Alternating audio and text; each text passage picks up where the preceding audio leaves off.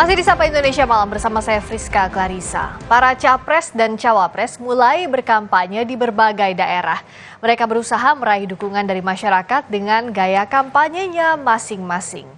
Litbang Kompas pada Agustus lalu merekam preferensi politik anak muda terkait kriteria utama yang dipertimbangkan anak muda dalam memilih calon presiden. Menurut survei, sebanyak 25,5% Gen Z usia 17 sampai 25 tahun mendukung capres yang tegas dan berwibawa. Lalu 24,8% kelompok ini memilih capres dengan pribadi yang sederhana dan merakyat. Kemudian yang memilih kriteria berpengalaman dan berprestasi 19,2%. Sementara 8,4% memilih kriteria jujur dan adil. Sementara di kalangan Gen Y muda usia 26 hingga 33 tahun sebanyak 31,2% mendukung capres yang sederhana dan merakyat, lalu 26% memilih capres yang tegas dan berwibawa, ada juga yang memilih kriteria berpengalaman dan berprestasi 17,5%. Sementara yang memilih kriteria jujur dan adil 4,5%. Lain-lainnya seperti berpendidikan, kinerja bagus, dan yang tidak tahu mencapai 20,8%.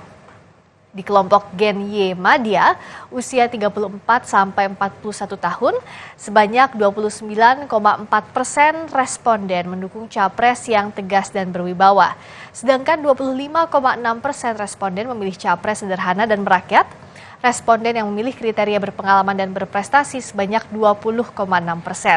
Lalu bagaimana gaya komunikasi capres dalam menyampaikan program-program bisa sampai ke masyarakat? Kami akan membahasnya setelah informasi berikut ini.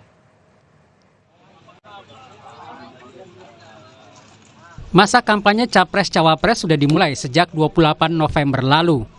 Capres nomor urut 1 Anies Baswedan dalam kampanyenya beberapa kali menyinggung soal rencana perubahan yang selama ini ia gaungkan di Pilpres 2024. Salah satunya soal keinginannya mengubah regulasi kredit perumahan rakyat atau KPR untuk pekerja informal. Kita ingin mereview, mengubah ketentuan-ketentuannya supaya mayoritas penduduk Indonesia yang bekerjanya di sektor informal, kerja mandiri, bisa mengakses juga pada KPR. Capres nomor urut 2 Prabowo Subianto belum memulai kampanyenya. Namun namanya jadi pembicaraan di media sosial karena kerap berjoget di hadapan khalayak ramai. Jogetnya itu viral disebut sebagai joget gemoy. Sementara cawapres nomor urut 2 Gibran Rakabuming Raka beberapa kali belusukan ke daerah. Salah satunya ke Makassar dan membagi-bagikan susu kepada masyarakat. Kami membagikan susu dan sembako ke masyarakat yang ada di Makassar.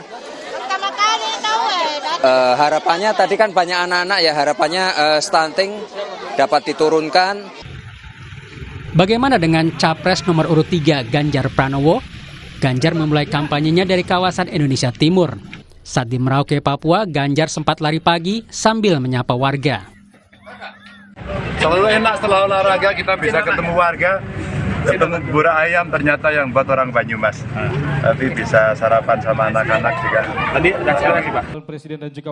KPU sudah mengeluarkan jadwal debat Capres-Cawapres yang digelar sebanyak 5 kali, yang dimulai Desember hingga Februari mendatang. Tentu momen ini bakal dimanfaatkan 3 kandidat meyakinkan hati pemilih. Tim Liputan Kompas TV.